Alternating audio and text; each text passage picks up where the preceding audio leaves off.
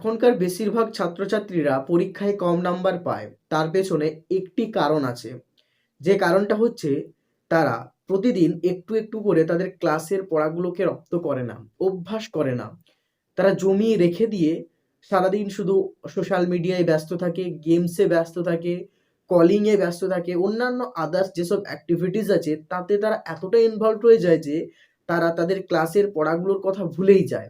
এরপরে যখন পরীক্ষার রুটিনটা দিয়ে দেয় বা পরীক্ষার ১-২ মাস আগে তারা মনোযোগ দিয়ে পড়াশুনো করে। কিন্তু যেটা তারা ১ বছরে করে না সেটাকে তারা ২ মাসের মধ্যে করে নিতে চায়। এর ফলে তারা যখন তাদের সামনে এত বড় সিলেবাসটা দেখে তখন তাদের মাথা অলরেডি ঘাবড়ে যায়। তখন তারা কি করব ভেবে পায় না।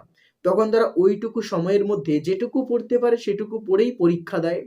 এবং কিছু ছেলেমেয়েদেরকে আমি দেখেছি যারা ২ মাসের মধ্যে পড়ে মোটামুটি একটা ভালো নাম্বার পায়। তারা যদি সারা বছর ধরে একটু করে পড়াশুনো করে পরীক্ষা দিত, তাদের মার্কস কিন্তু অনেকটা বেড়ে যেত। তাদের পার্সেন্টেজও বেড়ে যেত, তাদের পড়াশুনোর মানও বেড়ে যেত। প্রতিদিন যদি আমরা একটু করে পড়াশুনো করি তাহলে আমাদের ব্রেনের মনে রাখার ক্যাপাসিটিও কিন্তু বৃদ্ধি পাবে। আমাদের কথা বলার ভাবভঙ্গি, আমাদের গেটআপ সমস্তই চেঞ্জ হয়ে যাবে।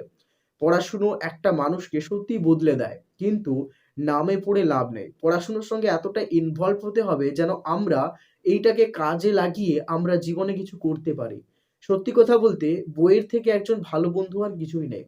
তুমি যদি বইয়ের সঙ্গে ভালো একটা সম্পর্ক তৈরি করতে পারো তাহলে এটা তোমার জীবনকে বদলে দেবে। বই প্রকৃতির দেওয়া একটা এমন বন্ধু যেটা তোমাকে প্রতিটি পদক্ষেপে, জীবনের প্রতিটা ক্ষেত্রে তোমাকে শিক্ষা দেবে, তোমার জীবনে পরিবর্তন এনে দেবে, তোমাকে আরো উঁচুতে নিয়ে যাবে যদি তুমি এই বন্ধুকে সঠিকভাবে ব্যবহার করতে পারো।